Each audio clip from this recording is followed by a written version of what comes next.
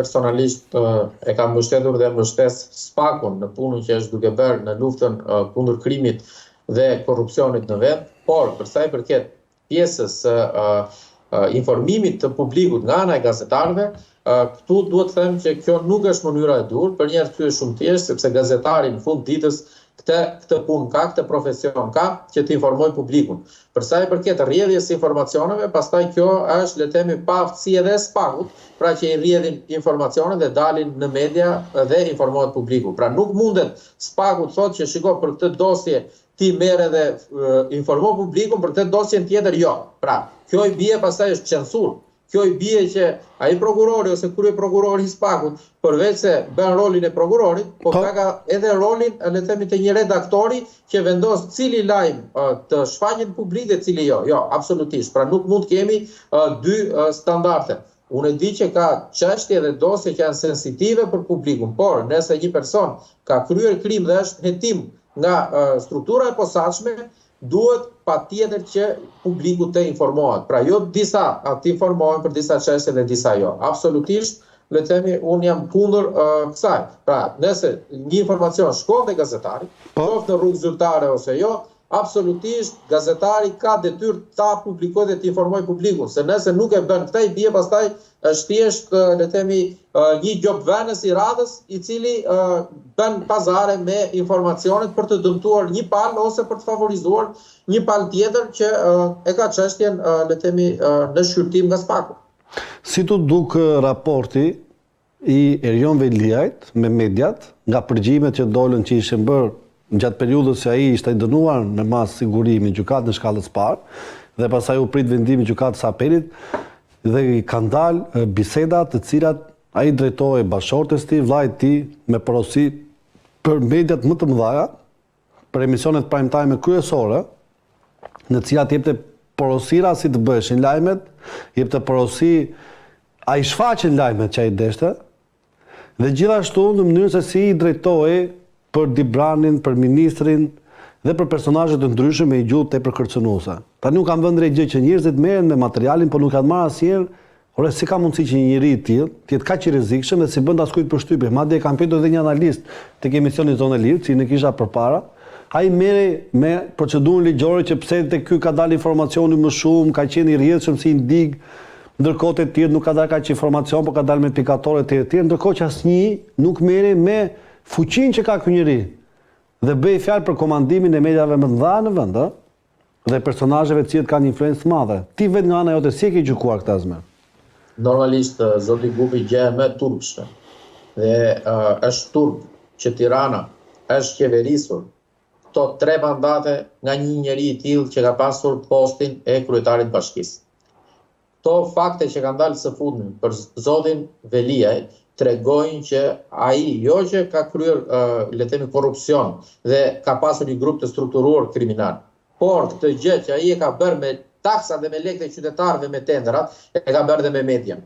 Pra ai e ka trajtuar median si pjesë të, le të themi, shtabit të vet elektoral për ta përdorur për propagandë. Dhe këtë e tregoi edhe nga qelia me presionet absurde të turpshme në unishquesi për pjekjet ose për pëllitjet e fundit të një njeriu të mbytur, i cili kërkon me do e mos të shantazhojë akoma qytetarë. Por ajo që unë nuk pranoj dot, zoti Gupi, është që në mediat kombëtare, në prime time, bëheshin intervista me inteligjencë, ngjoje artificiale me zotin Veliaj.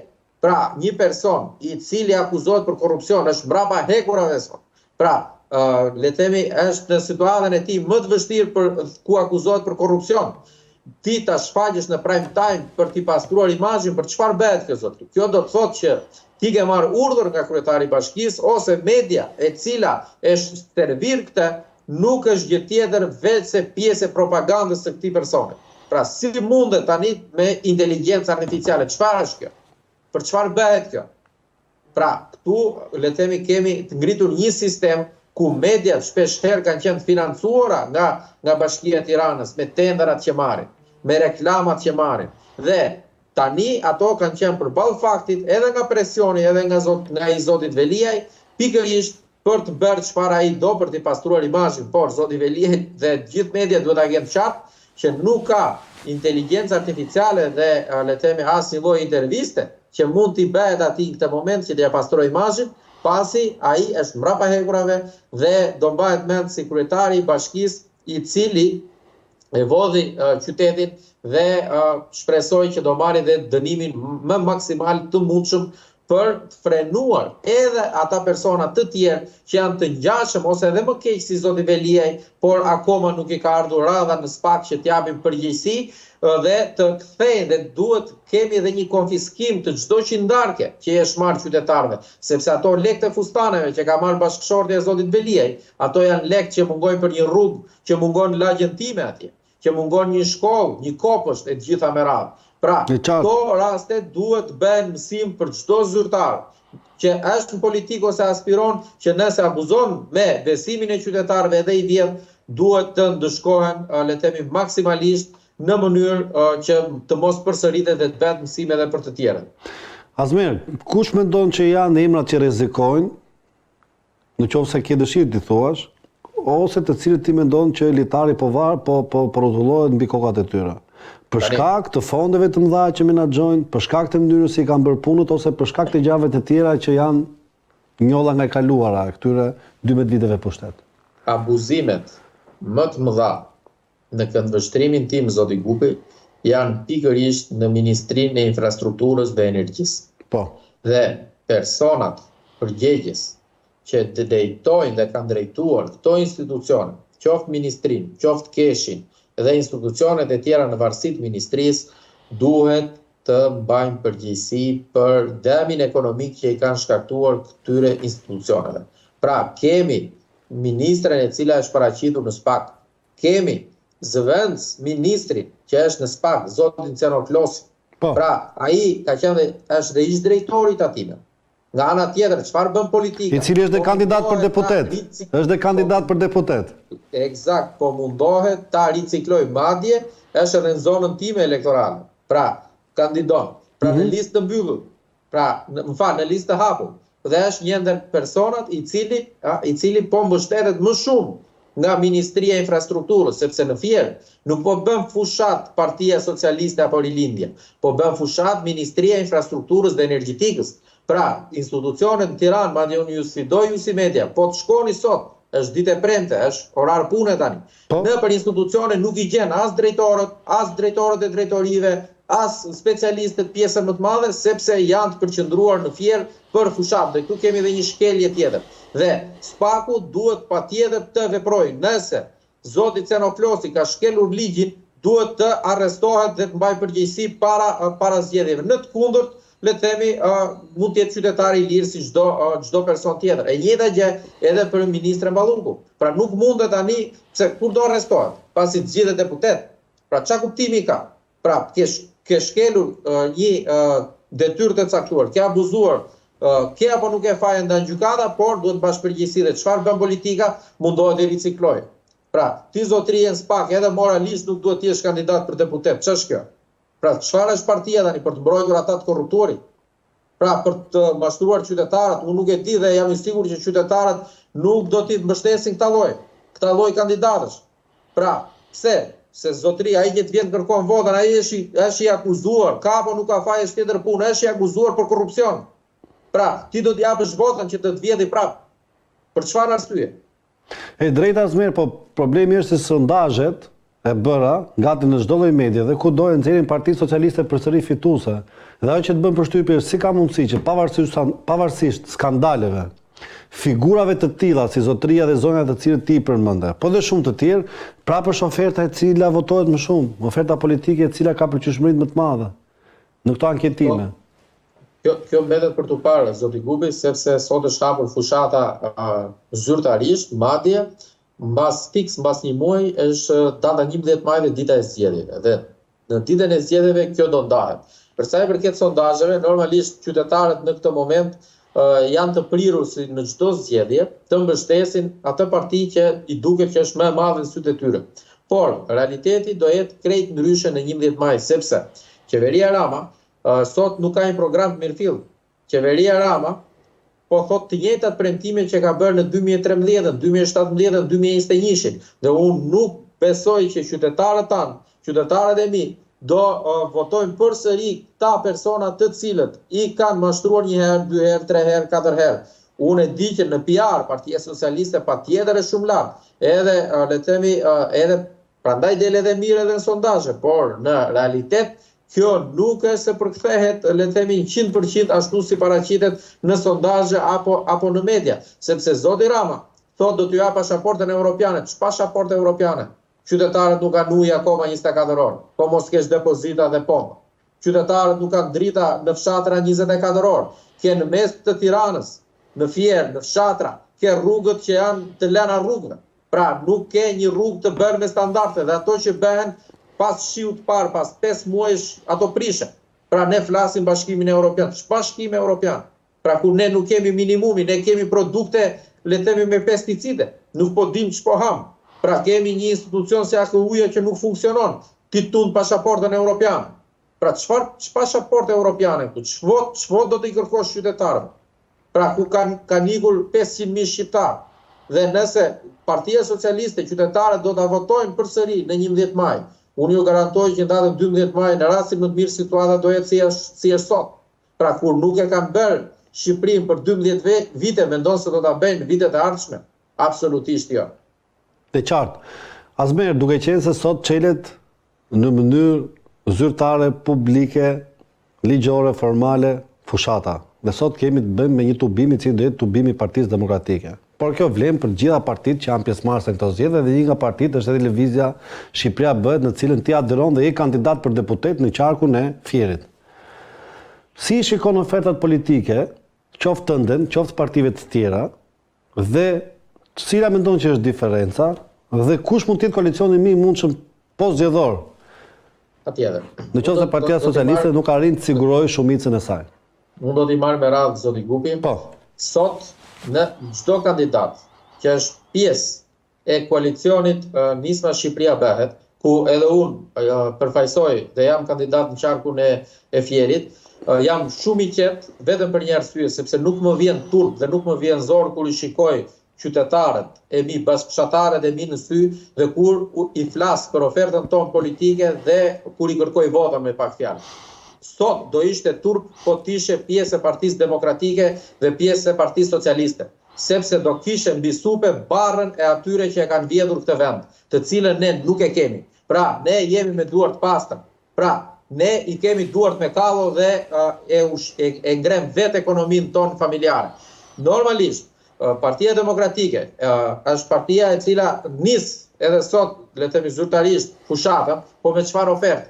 Gjithashtu dhe Partia Socialiste, çfarë programe? Ne jemi të parët, kur e tham, ne bashkë kemi qenë zoti Gupi, kur unë e kam deklaruar që duhet ulet çmimi i energjisë elektrike. Po. Kur e thash, më thanë që nuk bëhet, thoshin portalet e shpa mundur, çmenduri. Po kur e tha zonja Balluku dhe zoti Rama që uli me 1 lekë. Shqipëria fuqi energjetike thënë ata. Energji e rinovueshme. Kur e thash unë si ekspert, le të themi nuk e morën për bazë, se thoshin le të themi është çmenduri, pra shkakton dëm ekonomik. Kur e bëri Rama që na e kopjoi, pra pasi unë e kam thënë edhe publikisht në një tubim elektoral që kemi pasur në Fier, nuk e morën për bazë. Kur ne thamë që pensioni minimal duhet jetë 200 euro, thanë ku do t'i gjeni lekët. Pa e dini ju që në programin qoftë Partisë Demokratike dhe Partisë Socialiste e kanë futur këtë si pikë që duhet të shkoj pensioni jo më pak se 200 euro. Pra, kur e thamë ne, thanë ku do i gjeni lekët. Pra, kur e thonë këta, është realizueshme. Pra, këtu tani, këta nuk kanë bërë asgjë tjetër, veç se kanë kopjuar programin tonë. Madje, zoti Lapaj pati deklaruar që edhe shkollat do jenë me drek, pra në media. Po. Kur e tha, përsëri thanë është pa mundur. Doli zoti Rama, tha do t'i bëjmë shkollat me drek. Pse nuk i pyesin zoti Rama, është pa mundur kjo ose ku do t'i gjesh lekët. Pra, nuk mund të ketë dy standarde dhe qytetarët këtë e dinë. Pra, ne kemi programin në këndvështrimin tim më të mirë dhe të realizueshëm, ku dhe unë kam dhënë kontributin tim. Fakt dhe jam krenar për këtë, sepse kur ja japat programin dhe ato flet palosjet, qytetarëve i shikojnë sy dhe i them ky realizohet, sepse është bërë le të themi me laps dhe me letër. Dhe për këtë arsye, unë jam shumë i bindur që qytetarët e qarkut Fierit do të na mbështesin masivisht në këtë rrugë, sepse ne nuk premtojmë të papremtueshme, nuk premtojmë gjëra imagjinare, por gjëra faktike. Pra gjëra të realizueshme. Me qartë. Por problemi kryesor që mendoj unë është gjuha e mënyrës se si duhet të shpjegohet një qytetari. Për shembull, një qytetar i thjesht, i cili nuk ka dije të thelluara në fushat përkatëse, ka nevojë sqarim dhe unë kam vënë re, këtë kam si kritik për gjitha partitë, që të mungoj shpjegimi, shiko, nga taksat që janë vjedhur, ose ku dëgjon nga pasuritë që sekuestrohen grupeve kriminale, ose nga kjo kategori e caktuar, ose nga ky investim i përmendur, nga ky koncesion, do merren kaq para dhe këto para dalin kaq, ka kaq një numër i caktuar i cili jepet publikisht, sa janë pensionistët, sa janë kategoritë sociale nevojë, dhe mënyra si shpërndahet, pa që të ketë një procedurë të mirëfillt që tregon sa para realisht do futen, dhe si do shpërndahen dhe për sa kohë zgjate do jenë të mundshme këto para. Këtë për shembull asnjëherë në veri që mungon. Ti mund të artikulosh sepse ti je ekspert dhe di shumë mirë. A mund na e thuash si do ndodhi, nga do vinë këto para? Patjetër. Unë të falenderoj për pyetjen zoti Gupi. E para e punës njerë e di që do duket le të themi si populizëm, por mjafton mos të vidhet sepse parat aty janë. Pra mjafton mos të vidhet. Madje unë po ju them vetëm për pjesën e keshit, shitblerit e energjisë zoti Gupi, sot korporata elektroenergjetike shqiptare i realizon me kompani private ndërmjetëse ose sekser energjie, po e them në gjuhën më të thjeshtë mundshme. Dhe këto kompani dalin në vit rreth 130 deri në 150 milion euro fitime. Po. Pse zotëri tani duhet që të fitoj privati dhe keshi del me bilans negativ dhe merr çdo vit nga buxheti i shtetit, nga taksat për të mos falimentuar? Pra, mjafton hiqja këtyre sekserëve, shitblerjen e energjisë dhe ktheja keshit që këto ti fitoj dhe të arkëtohen në le të themi financat e korporatës elektroenergjetike shqiptare. Ja tek dolën 150 milion euro, se na thon ku janë lekët. A dini ju zoti Gupi sa bëhet 1 kilometër rrugë në Europë kostoja? Nuk shkon më shumë se 6 deri në 7 milion euro një mesatare. Pra rrugë po themi normale. Po në Shqipëri, dini sa është kostoja 1 kilometri? Shkon deri në 20 milion euro. Pra, ja tek dolën edhe disa qindra milion euro të tjera. Pra, mjafton që mos ketë abuzime. Madje kemi edhe në SPAK drejtorin që merret me prokurimet publike, që jep tendra. Pra, besoj se e keni trajtuar edhe ju si media si çështje.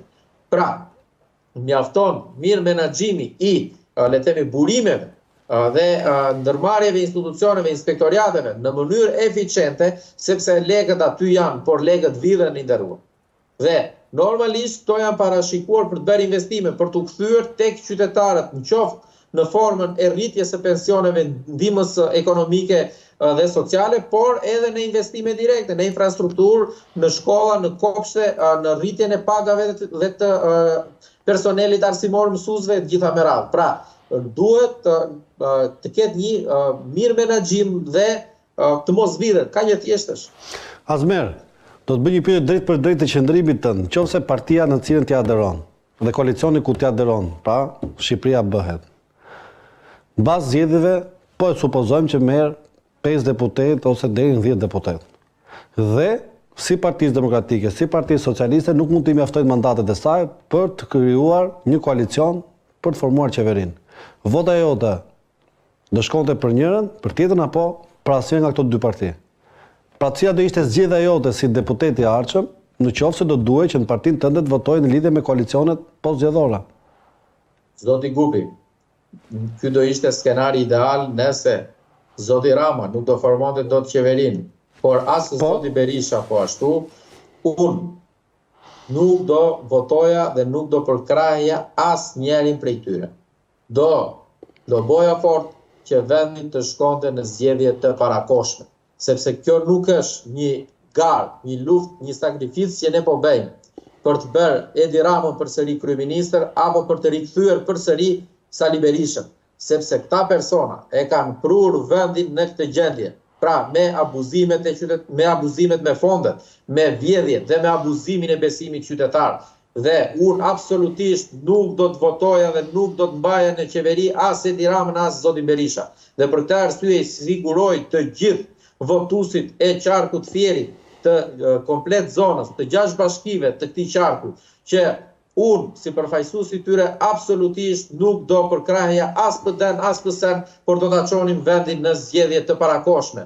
Dhe nëse një nga këto forca merr qeverinë, pra e merr e vetme, unë i garantoj votuesit e mi që do bëj një opozit të fort në vend. Pra që do jem zëri qytetarëve dhe kritik. Këto që ne, zoti Gubi, po i diskutojmë sot së bashku këtu në media për problematika, unë do kem mundësinë të përfaqësoj në kuvend, por ndryshe nga prononcimi dhe intervista që ne po zhvillojmë bashkë, në kuvend do kem forcën e kartonit edhe për të bërë edhe propozime dhe ndërhyrje ligjore në mënyrë që qytetarët të jenë të përfaqësuar, le të themi 100% në kuvendin e Republikës së Shqipërisë. Zero bashkëpunime si me Ramën, si me Berishën. E qartë. Këtë 10 minuta të fundit dua ta fokusoj tek gjua politike dhe tek PR-i që ka ndodhur në këtë muaj ndërmjet liderëve politik. Kemi parë rap, hip-hop, të cilin e filloi zoti Basha me këngën e famshme ku të metën shokët Unikatilit, i cili drejtoi Ramës dhe batuta 7-313, ndërkohë Rama që ju përgjigj me disa këngë të Unikatilit, me disa video komike ku në cilën është dhe zoti Lapaj, dhe ridikulizimi për ta kthyer në një gjë fëminore ka qenë teknik që ai e përdor gjithmonë. Dhe po ashtu kemi edhe zotin Berisha, i cili kundërpërgjigjet të dyve me këngën e Unikatilit Moshaj ma shpine, e cila është në remix me Vallën e Tropojës. E gjitha kjo, si të është dukur kjo gjuhë politike, kjo PR, i cili për të vërtetës ka si edhe në vëmendje zotin Basha, po gjithashtu është goxha e ndjekur dhe unë vej reklikimet, shikimet, komentet. Dhe pse Rama i përgjigjet Lul Bashës? Dhe pse fut dhe Adriatik Lapajn bashkë me Berishën e tjetën varg? Zoti Gubi, kur aktorët politik në vend nuk kanë program, nuk kanë ofertë konkrete për qytetarët, do merren me këto lloj forma, le të themi marketingu që për mendimin tim te qytetarët, le të themi mund të kenë impakt shikime sepse kthehen në fani, por jo detyrimisht do të thotë që qytetari i cili qesh me këto videot e zotit Basha apo me videot e zotit Rama, nuk do të thotë që ai do të votojë, sepse qytetarët duan një program, duan një alternativë qeverisëse, sepse shikimet nuk kthehen në vota. Dhe rizgjimi i zotit Basha në këtë moment, le të themi, nuk është se do provoj, le të themi, rezultate elektoral, por edhe sulmet që bën zoti Rama, duke bërë animime, duke shfaqur, le të themi, filma vizatimor, nuk bën gjë tjetër vetë se shprehin shqetësimin e zotit Rama, sepse sa më keq del në sondazhe, aq më shumë do shtoj, le të themi, dozën e ironisë, sepse zoti Rama është ekspert i kësaj fushë, sepse nisi me tepsi, nisi me timon, nisi me tallava, dhe zgjedhjet e radhës nuk ka asnjë ofertë politike, si nuk ka pasur edhe në zgjedhjet e kaluara, dhe çfarë bën tani? Merret me këngët e Unikatilit, Noizit që janë këta, dhe mundohet të marrë vëmendje, sepse fatkeqësisht populli jon është një popull që e pëlqen shumë tallavan, pra pëlqen Big Brotheri, pra do, le të themi, këto lloj përplasjesh dhe nuk do përplasje për ide. Pra ne mund të flasim për ofertë elektorale, del zoti Rama aty me një video të shkurtër tallëse dhe fyese, qoftë edhe për kundërshtarin që ka përballë në zgjedhje dhe merr vëmendje. Pra kjo është thjesht për çështje PR-i, por një pjesë e qytetarëve, se unë kam parë edhe komentet, pjesa më e madhe, ato që nuk arrin të fshihen, pra nga le të themi kolsendrat që ka si qeveria si edhe një pjesë e opozitës, janë, le të themi, negative dhe këto nuk prodhojnë në rezultat. Në qartë, një qytetar i cili është interesuar për politikën asmerr, çfarë videos duhet të shikonte dhe si duhet ishte gjua politike ndërmjet liderave realisht për të shpjeguar dhe për të pasuruar të gjithë ofertën e tyre politike, po edhe për të thënë qytetarët të angazhuar cilat do të jenë programet politike të tyre. Flas të kuptimin e videove, të këtyre videove të Instagramit, Facebookut, TikTokut përpos programit politik. Zoti Gubi, unë kam vetëm një thirrje për qytetarët edhe sugjerim. E pare punës, kandidatin që ju do votoni që do t'ju përfaqësojë, duhet të shikoni aktivitetin e tij të vazhdueshëm që ka pasur të paktën 2 vitet e fundit. Sepse kanë dalë javën e fundit dhe këtë muajin e fundit do shikoni njerëz anonim që do shfaqen në zona elektorale, që do i hedhin dorën në qafë qytetarëve, do t'i shkojnë në shtëpi, thua se po i vdiqen këta për hallet e tyre. Ku kanë qenë këta zotëri? Këta janë persona anonim. Këta kush i garanton këta votues që pasi ti marrin votën, ti mashtrojnë, të marrin mandatin, në datën 12 maj, 13 maj, këta do t'i përfaqësojnë këta qytetarë, do jenë pranë tyre. qytetarët duhet shikojnë persona me integritet që kanë folur edhe para se t'jenë politik, që kanë një zë. Pra nuk janë persona anonime, është turpsh me sot, se dhe unë mund dalë dhe të bëj video me qytetarët dhe t'i nxjerr në rrjetet sociale si kur u po bëj namin me njerëzit. Për çfarë do t'rregoj me këtë? Mund marr 20 veta me vete. Do t'rregoj që kam njerëz, kam mbështetje për të mashtruar disa qytetarë. Kjo është turp dhe këto video, këto foto duhen për buzur. Qytetarët duhet kenë kujdes. Pra vete një ministre se kujton se i vati në një fshat atje, i fshati s'ka ujë, nuk ka rrugë dhe bëri një foto dhe hengri një copë byrek në shtëpinë e atij qytetarit. Pra kjo është pranë popullit. Ç'është ky marketing bajat në 2025? Pra qytetarët do shikojnë, ore ky person që do votojnë, do t'i përfaqësoj apo jo, se është dhe një pjesë e qytetarëve që thonë nuk do të dalën votime, nuk më intereson për politikë, zotrinj. Nëse ju nuk merreni me politikën, do merret politika me ju. Pse? Sepse nuk ju shtron rrugën, ju lë pa drita, nuk ju sjell ujin, ju bie ushqimet me le të themi me 500 smundje. Dhe do apo nuk do ti zotri, ti je indikuar nga politika dhe duhet të votosh një person i cili do të përfaqësoj. Nuk po them mua, mbase nuk më pëlqen mua, voto një të ri këtë duash, por duhet ta ndryshojmë të nuk votohet më se ka qenë gjyshi me PS-n apo gjyshi me PD-n, apo se është fshati Majt dhe ajtë votojmë pra PS-n. Ç'është kjo? Sepse unë nuk e kuptoj dot një pensionist zoti Gupi, i cili po jeton vetëm sot, me pension qesharak, dhe fëmijët i kanë ikur në emigrim, të votoj përsëri Partinë Socialiste ose Partinë Demokratike. Pra është absurde në 2025, për çfarë kanë ikur fëmijët zotri? Pra atë del ty e pensioni, atë del për të bler ilaçet për të mbyllur fundin e muajit. Madje i bëj dhe një thirrje dhe fëmijëve të këtyre personave që kanë ngelur në Shqipëri, prindërve të tyre. Ndikoni, flisni me prindrit tuaj, i thoni që të votojnë ndryshimin, pra të mos votojnë me tifozlik.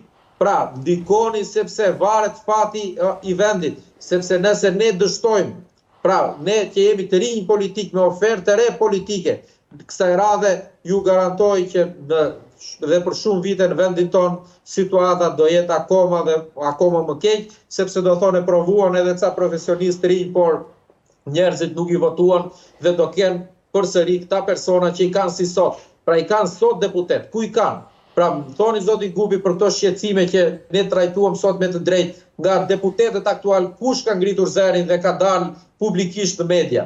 Qoftë nga PD-ja, qoftë nga PS-ja, më thoni një emër. Askush. Pra, kur nuk flasin sot që ata janë deputet, janë kuvend, do flasin pas 11 majit. Pra ata janë sot, se shikoj dhe deputet të opozitës tani, që po shfaqen tani pra njerëz. Zotri je deputet, po ndodhin problematika, ti nuk po flet. Kur do flasësh? Datën 12 maj. Pra dhe qytetarët duhet i shohin këto. Qytetarët duhet të jenë të ndërgjegjshëm kur të marrin atë fletën e votimit që ta kenë dorë, ta shikojnë pak dhe një moment të reflektojnë. Do votojnë për të qenë si janë sot, mos edhe më keq, apo t'japin një shans të res, një shans ndryshimit në mënyrë që të përpiqemi të paktën të bëjmë vendin. E qartë. Unë të falenderoj jashtëzakonisht që të kisha pjesë të emisionit në këtë drejt për drejt në skallë. Dhe ju përgëzoj për iniciativën për dërgjësimin qytetar dhe normalisht sidomos kur ka të bëjë me shëndetin e të gjithëve ne. Unë falenderoj ty për mendimet me vlerë dhe gjithashtu dhe për thjeshtimin e gjuhës politike dhe, si më thënë, analizën e duhur për qytetarët në mënyrë që të kuptojnë se ku duhet të hedhin votën. Njëherë në 2 vjet e kanë këtë fuqi. Njëherë për zgjedhjet lokale dhe mas 2 vjetës për zgjedhjet qendrore. Azmin, unë të uroj suksese në fushatën tënde. Do kisha shumë dëshirë të të shikoj në parlamentin në ardhshëm si deputet për vlerat që ti ke dhe për të gjithë profilin tënd që ti përfaqëson. Unë të uroj ditë të mbarë dhe një fundjavë të mbarë dhe suksese në fushatë. Gjithashtu, faleminderit. Mirë miq, kjo ishte pjesa e parë e emisionit TikTok. Do shkëputemi për pak sekonda publicitet dhe në pjesën e dytë do vazhdojmë me një të ftuar i cili është gazetar, analist dhe ekspert komunikimi, zotin Ardit Rada, për të folur në lidhje dhe me procesin e gjykatën kushtetuese në cilën ka qenë zoti Bledian Maksuti dhe zoti Olç Dado dhe gjithashtu dhe me gjuhën dhe PR-in politik të partive në fushat. Shkëputemi pak sekonda dhe rikthehemi përsëri.